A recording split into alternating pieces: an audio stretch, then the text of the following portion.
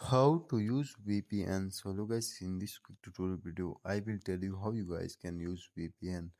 So for that I will simply go to Play Store in your mobile. If you guys have iPhone, you guys can go to App Store. Now here I will simply search for VPN. Here I can see a lot of VPNs, so I trust on Super VPN, so I will simply click on that. Now I will simply install that VPN. Once I install it, I will tell you how you guys can use that. Now the interface will look like that, so I will simply click on allow. Now I will wait for some seconds. Now here it need permission, so I will simply click on continue. Now I will allow. Now I will wait again for some seconds. Here you guys can see auto select. So when I click on auto select, here I can get a lot of countries. So whichever country I want, I can select it.